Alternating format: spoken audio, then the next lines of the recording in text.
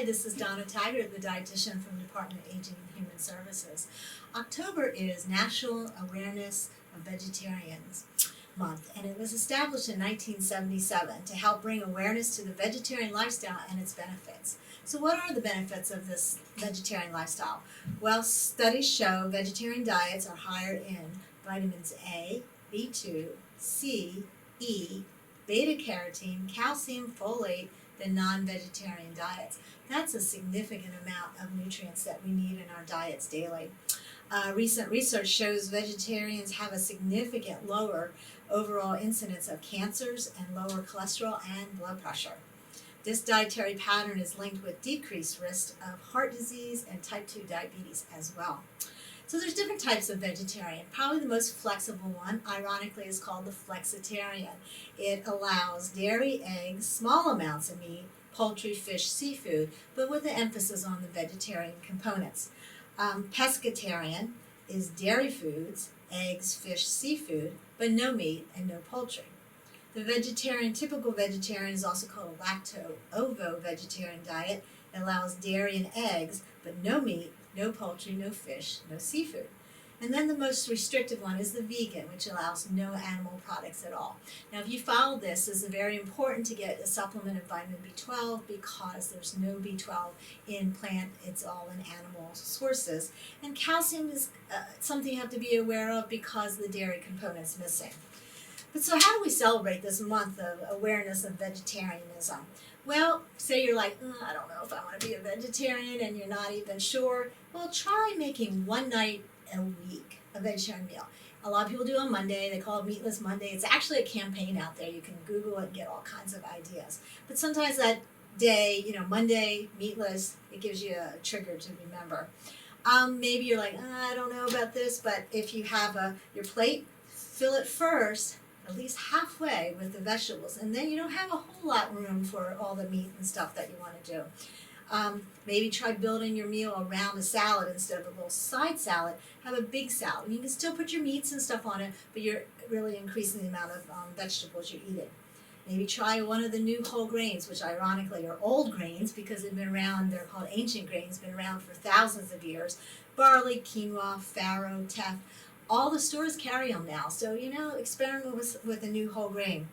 And maybe instead of those rich desserts, ice cream and cake, candy, cookies, try substituting a piece of fruit instead. Some very simple ways to kind of work your way towards a more vegetarian lifestyle without totally going, all the way like a vegan would. There's lots of websites. My favorite is Old Ways. It's a nonprofit out of Boston. oldwayspt.org. That's OLDWAYSPT.org. And they have a whole boatload of information on vegetarian diets as well as the Mediterranean, some of the other more traditional diets out there that are all plant-based.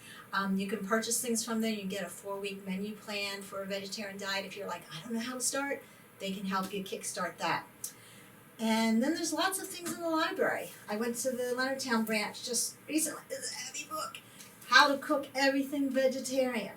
Simple meatless recipes for great food. And it's really packed with stuff. It's got lots of great pictures. So if you need that stimulation to maybe pick the menu, I love to see colored pictures of something. It's like, ooh, that looks kind of good. So this is an option. There's lots of books there at the library you can check out.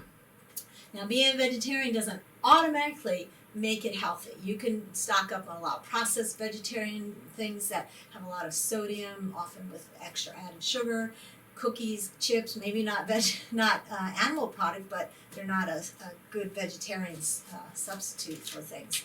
So, load up on the whole foods. Fruits, vegetables, whole grains, low, lean protein foods. Reading the labels. Make sure there's not a lot of added salt to it, sodium.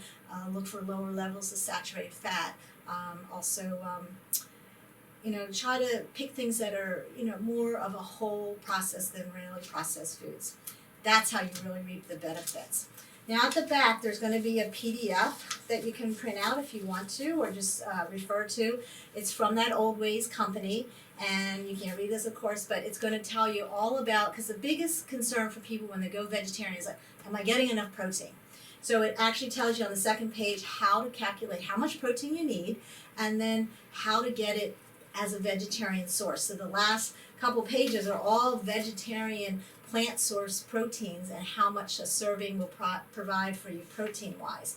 It will also give you ideas. How do you work protein into each meal when it's plant based, and if you're so used to choosing animal sources of protein. A little bit of work sometimes, but so worth the benefits of health for us. So hopefully, even if you're like on the cusp of trying vegetarianism, I challenge you, just put one more fruit or vegetable in your day. One more. That's all it takes to just be working your way towards a more vegetarian lifestyle. Most Americans do not get enough fruits and vegetables, so let's try to prove them wrong. Anyway, next month, if you join me, we'll be talking about diabetes. And honestly, following a vegetarian lifestyle really has been shown to address lower risk for type 2 diabetes. So join me next month and we'll delve more into diabetes and what it means. Thank you. See you then. Bye.